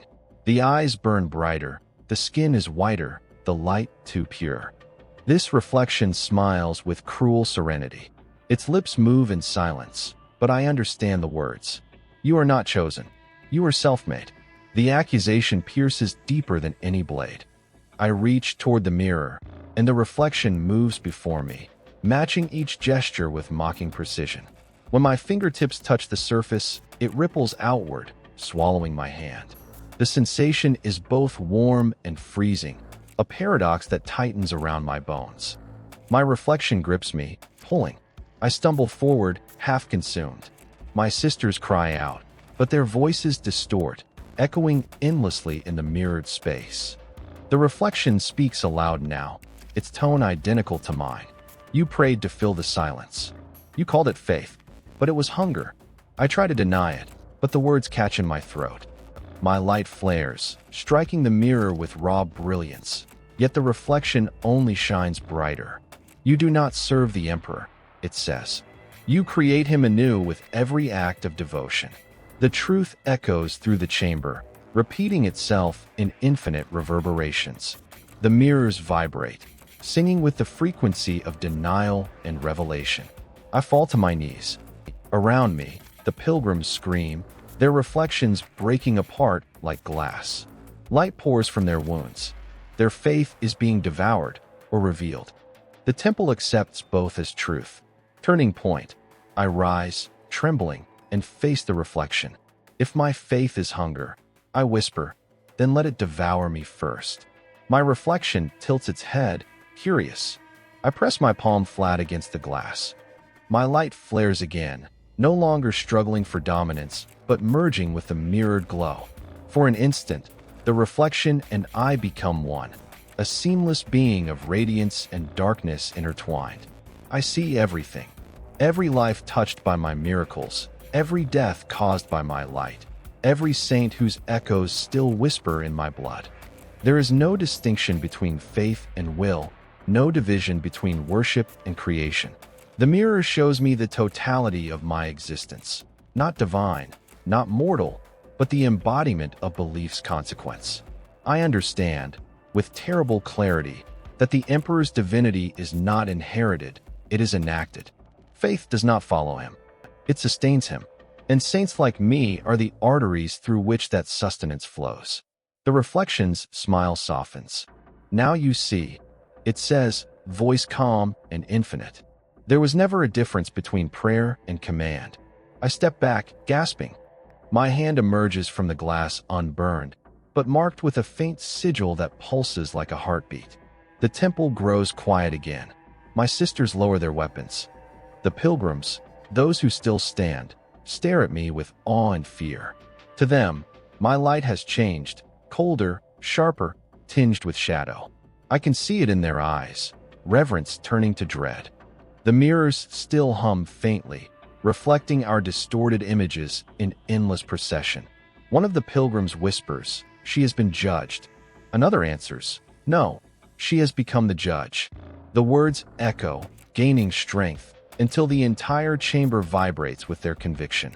I can feel the mirror responding to their belief, reshaping itself in reflection of their thoughts. The power is intoxicating and horrifying in equal measure. I raise my hand, and the mirror is still. The chamber calms, the ripples cease. My voice, when it emerges, carries across the infinite reflections. Faith does not need witness. It is witness. The light within me burns steadily, no longer desperate or divine, simply inevitable. The temple exhales. Cracks appear in the mirrored surfaces, each one releasing a whisper of sound, the trapped prayers of those who failed the trial before us. Their voices fade into my own, joining the ever-growing chorus that lives within my veins. As we step out into the mist once more, the temple closes behind us, sealing its surface into seamless perfection. The world beyond feels smaller, quieter. My sisters avoid my gaze. The pilgrims follow, eyes lowered. I feel the sigil on my palm pulse once, faintly, as though reminding me that reflection and self are now one. I look back only once. In the distance, the mirror of faith gleams faintly, a single ripple running across its perfect face, as if it, too, remembers me. And still I walk. The cathedral rises from the ash wastes like a broken tooth. Its spires lean toward the horizon as though yearning to collapse, and the wind sings through the gaps where bells once hung. The air smells of cold iron and forgotten incense. Every breath is sharp, cutting through my throat like glass dust. The light here is sickly, neither dawn nor dusk, a perpetual twilight where time itself seems to hold its breath. We approach in silence. My sisters are reduced to shadows, their faces pale beneath the weight of accumulated revelation. The pilgrims follow at a distance, their numbers dwindled, yet their faith, or inertia, still binding them to me. I can feel their thoughts pressing against my back like heat, begging for purpose, for confirmation that their suffering means something. The gates are shattered. The interior lies exposed to the ashen sky. I step inside first, the soft glow of my body casting trembling light across the cracked marble floor. Statues line the nave, half melted by fire, their features distorted into grotesque parodies of sanctity. Each one bears a plaque inscribed with the same phrase, "The throne without voice." The title is not metaphor.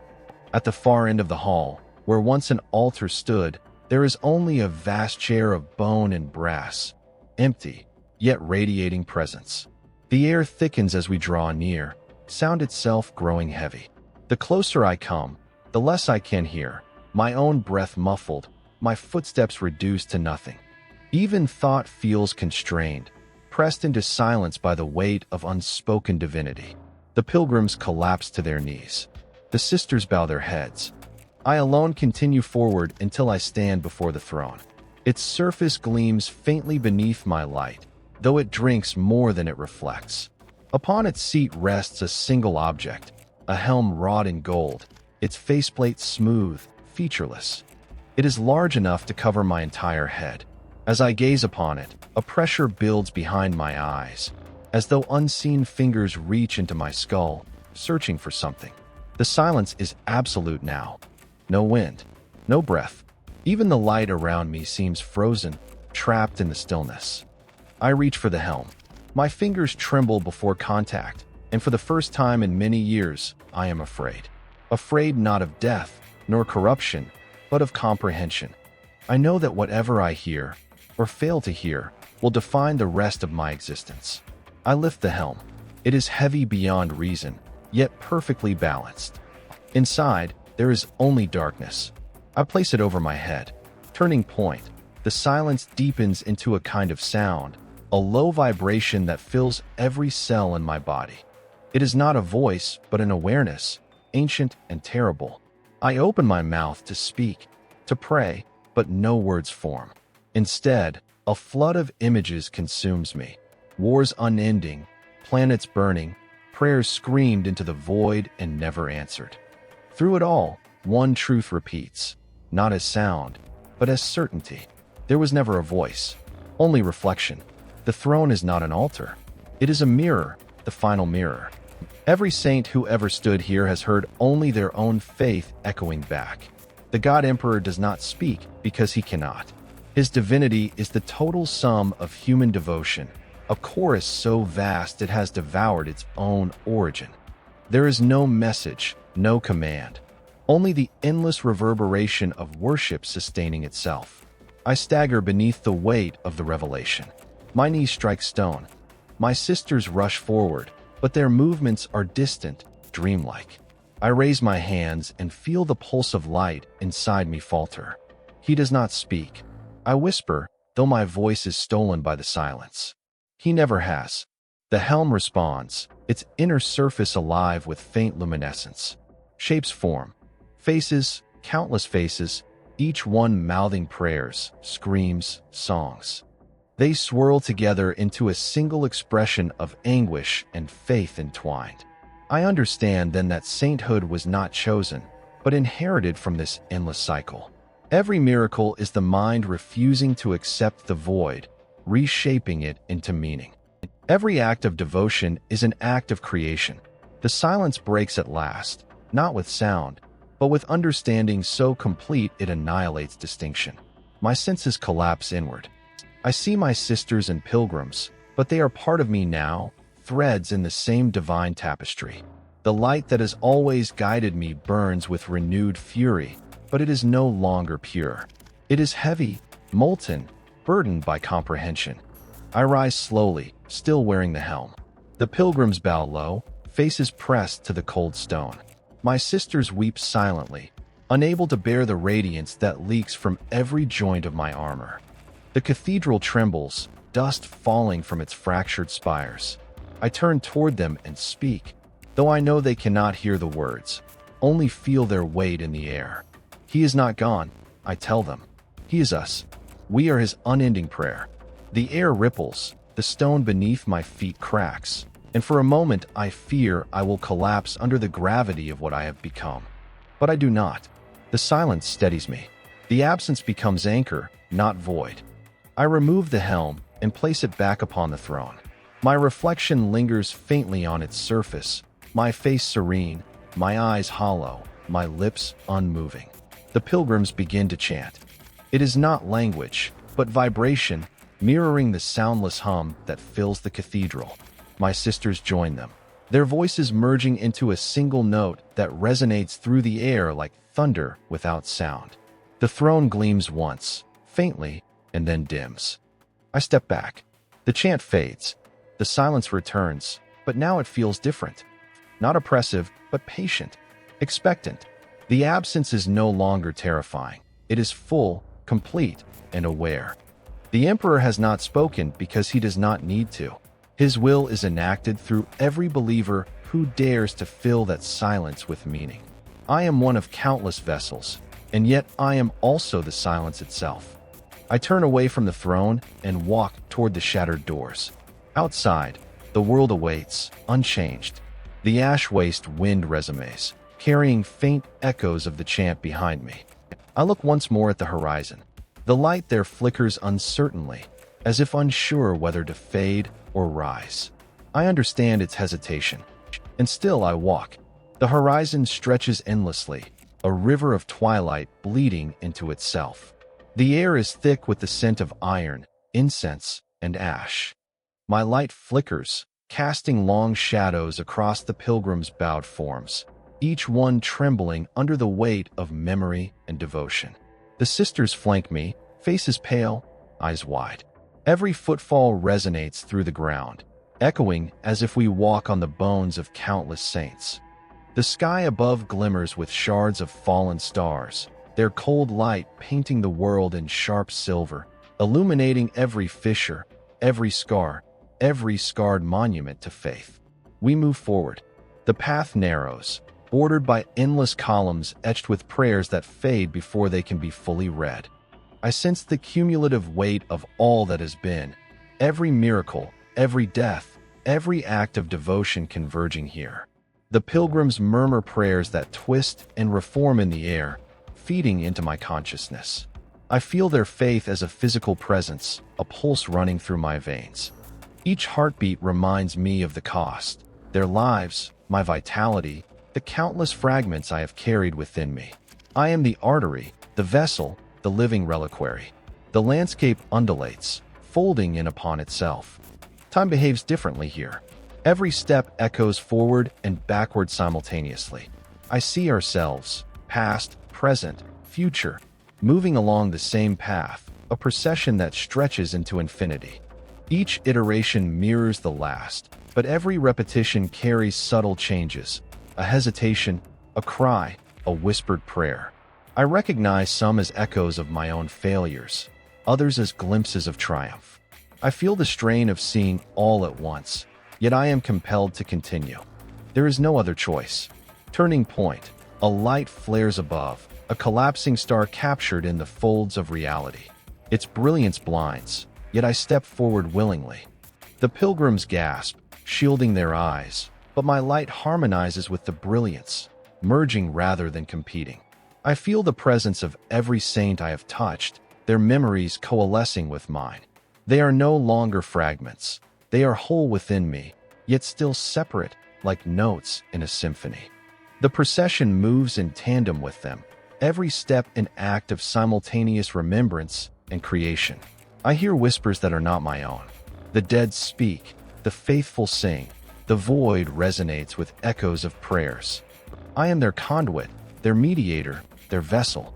Each act of devotion stretches outward, reverberating through this endless plain.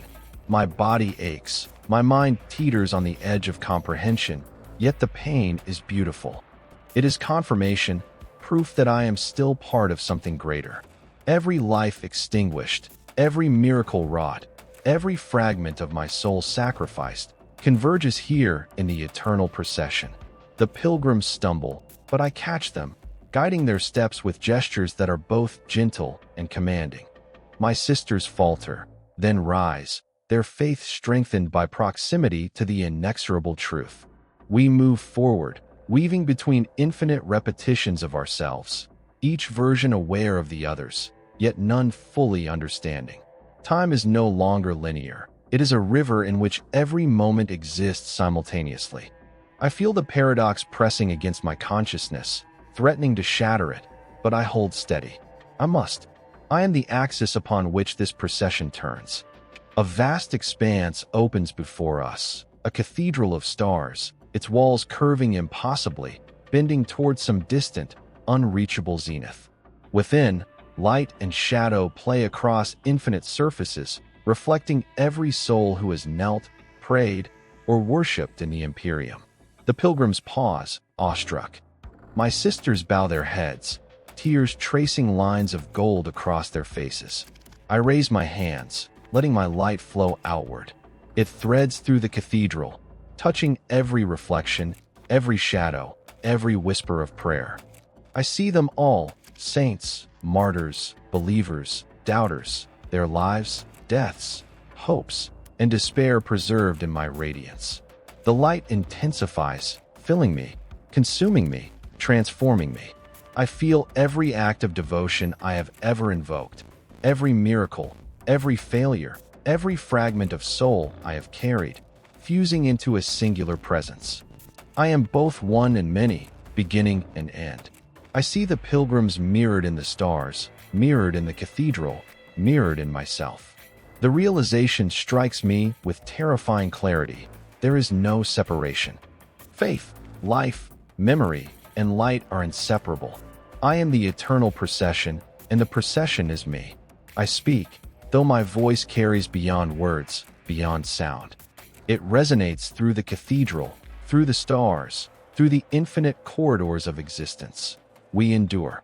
We remember. We carry the light forward. The pilgrims respond, not with speech, but with presence.